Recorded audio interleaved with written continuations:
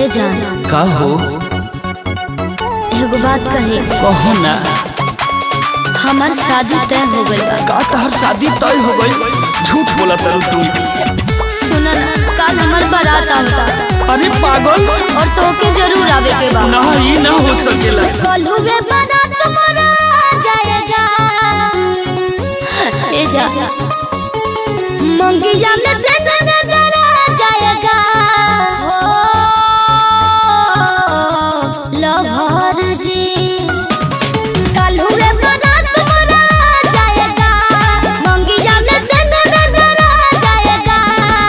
सुना बढ़िया दे आई जब डोली में बैठाई किस्मत में ना रहलू तू। जाएगा अब भुला जाई हो तू।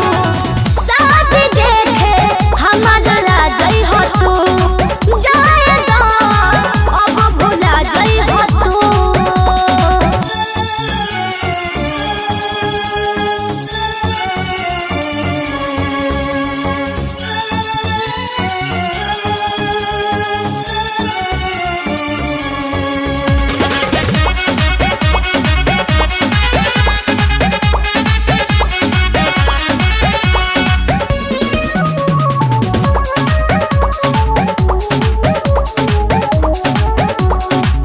हमरा के छोड़ के रहबू पियावा के बीरी। याद आई जब जब अखिया से नूर गिरी। हमरा के छोड़ के रहबू पियावा के बीरी। याद आई जब जब अखिया से नूर गिरी। दिल डहका के हंस के हंसा के काहे हमके रोवा देलू तू। जाएगा अब भुला जाई हो तू। शादी देखे हमारा जाई हो तू। जाएगा अब भुला जाई हो तू।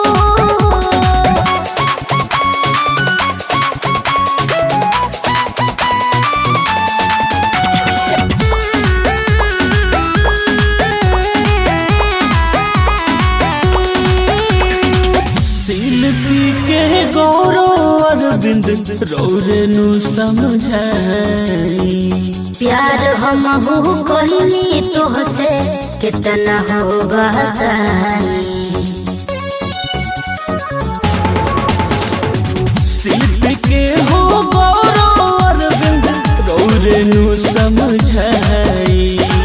प्यार हम हो कहले रहनी कितना हो बताई। दर्द सताई होई न दवाई पियावा से बता